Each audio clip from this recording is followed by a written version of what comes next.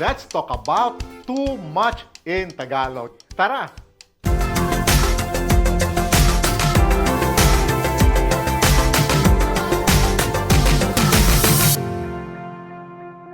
Kumusta po kayo?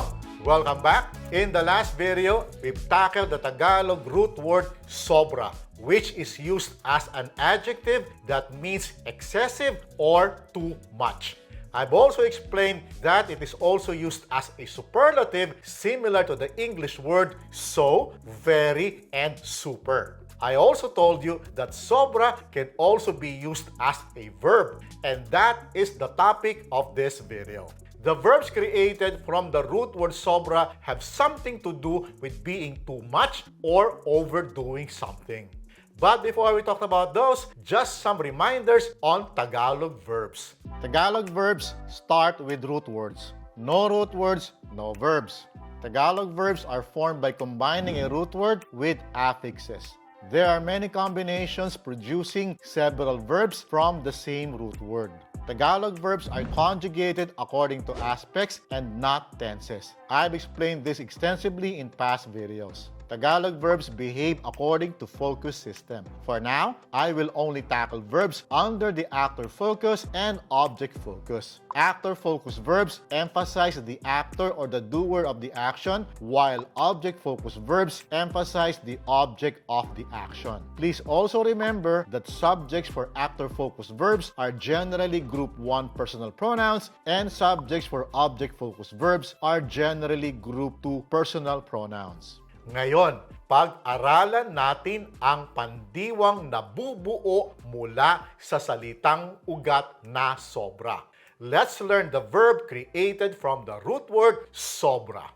To create a verb, we combine the root word sobra with an affix. We can use an, and the MA+AN combination. Just a reminder, if you feel that I'm going too fast, you may pause the video and rewind to the point you need to check back to. Alright? Also, please make sure that you are subscribed if you're still not by hitting the subscribe button and the bell notification button so you'd be updated of new videos. Cool? Now, back to our topic. Combining the root word sobra with different affixes, we can now have the most basic form of a verb, the infinitive form. There are many infinitive verbs that are created from the root word sobra. Please take note of the placements of the affixes represented by the yellow letters. The different infinitive verbs are SUMOBRA, to be too much; SOBRAHAN, to purposely overdo something or to do something excessively; MASOBRAHAN, to unintentionally overdo something. The infinitive form is also the imperative form or the form that you use to command or to request someone. Only sobrahan can be realistically used in the imperative form. The others, not so. Let us use sobrahan in simple sentences. Sobrahan mo ang ibibigay mo. Exceed what you will give, or give more. Sobrahan mo ang donasyon mo. Exceed what you will donate, or donate more. Sobrahan natin ang ibibigay natin. Let's exceed what we will give, or let's give more.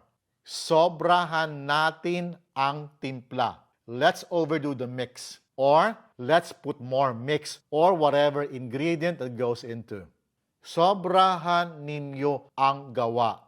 Exceed the work or whatever is being done, or put more effort into the work. Sobrahan ninyo ang bayad.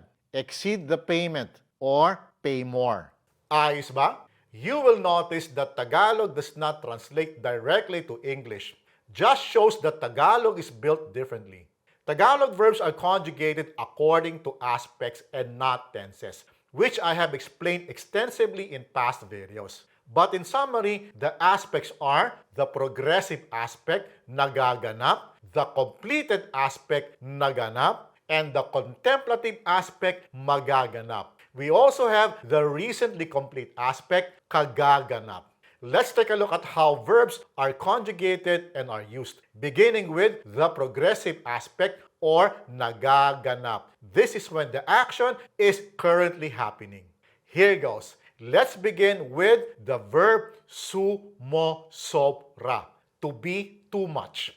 Please note that the placements of the affixes represented by the yellow letters. The white letters are duplicates of the first two letters of the root word SOBRA, S and O. Please take note of their placements too. Here goes. SUMOBRA ka na. You're being too much already. You can say this if you're angry at someone. SUMOBRA na siya. He or she is being too much already. SUMOBRA na ang pagseselos ni Marie. The jealousy of Marie is too much. Or, Marie is getting too jealous. SUMOBRA na ang pakikialam ni June. June's meddling is too much already. Now, let's take a look at the verb SINOSOBRAHAN, to purposely overdo something or to do something excessively. Here goes. SINOSOBRAHAN ko ang baon ni Anton. I am giving Anton more school money. SINOSOBRAHAN ni Marie ang makeup niya. Marie is putting on more makeup. SINOSOBRAHAN namin ang bayad kay Ariana. We are paying Ariana more. SINOSOBRAHAN ni Ed ang pagbibiro kay June. Ed is excessively teasing June. Here's the verb nasosobrahan, to unintentionally overdo something.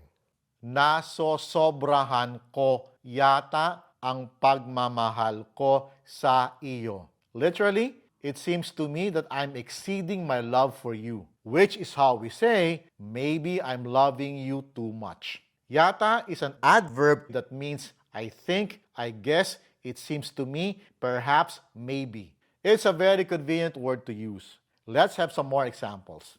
Nasosobrahan mo yata ang gastos mo. It seems to me that you are exceeding your expenses. Or perhaps you are spending too much. Nasosobrahan mo yata ang paggimik mo. It seems to me that you are exceeding your leisure activities. Or, I think you're having too much fun stuff. Gimmick is slang for having a good time, like going out with friends, partying, or similar activities. Alright? Nasosobrahan mo na yata ang pagsusugal mo. Perhaps you are already exceeding your gambling. Or, I guess you're gambling too much already. Ayos ba? Now, let's try the completed aspect or naganap. This is when the action has already occurred, hence the action has already been completed. Let's go. Please take note of the placements of the affixes in yellow letters. The same nuances I discussed earlier are applied to the following sample sentences. SUMOBRA ang bilang ko. My count was too much. Or, I counted too much. SUMOBRA ang ibinigay ko sa bata. I think what I gave the child was too much. Or, I gave the child a bit too much. SUMOBRA ang inilagay kong sahog sa adobo. The ingredients I put in the adobo was too much. Or, I put too much ingredients in the adobo. Sinobrahan ko ang asukal sa kape. I overdid the sugar in the coffee. Or, I put more sugar in the coffee. Sinobrahan niya ang kwento. He or she overdid the story. Or, he or she added too much to the story of what really happened. Sinobrahan namin ang donasyon.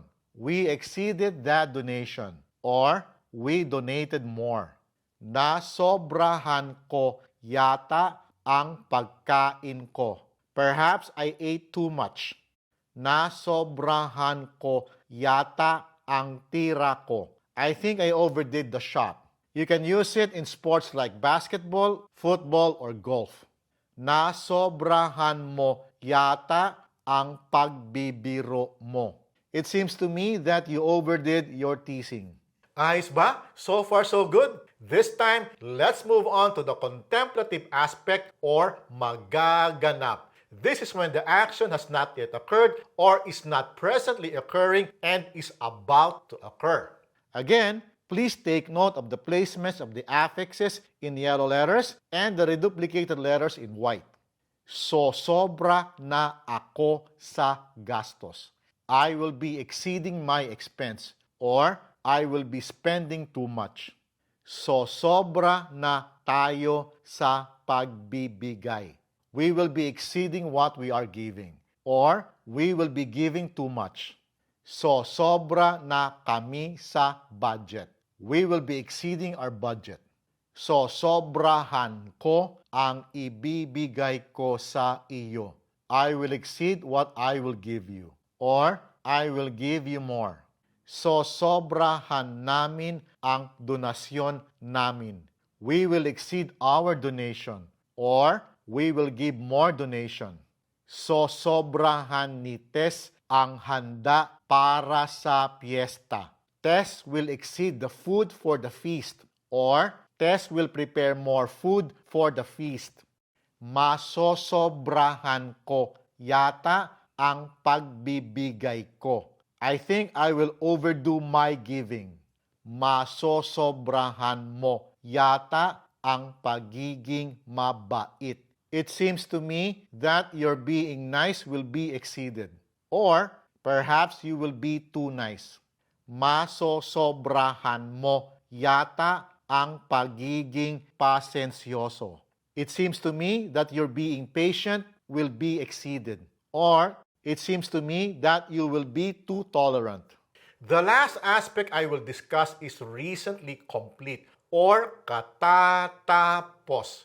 This is when the action has just occurred some short time ago. Hence, the action has recently been completed. Now, the great thing about this aspect is that there is only one conjugated form for all of the verbs. Let's take a look. It is formed with the prefix ka, followed by the reduplicated letters S and O, and then the root word sobra, then paired with the adverb lang, just. You now have kasosobra lang. Here are our examples. Kasosobra ko lang ng bigay. I have just given too much. Kasosobra ko lang ng donasyon. I have just donated too much. Kasosobra mo lang ng tulong. You have just exceedingly helped. Kasosobra mo lang ng bayad. You have just paid too much. To be perfectly honest, I don't see much use for the recently complete form for the verbs created from the root word sobra. You won't find yourself using it that much, but it's still nice to know how it is used, alright? Also, just remember that Tagalog verbs work differently from your language. This channel's goal is to provide you with a point of reference that can guide you. And also, as I've always advised you, always practice with your Filipino friends, partners, and family members. They will be more than happy to help you. And if you think this video has been helpful, please click on the like button because that will help this channel reach more people, thus helping this channel grow. Alright? So, that's about it for now. I will see you again soon. Maraming salamat po at hanggang sa susunod.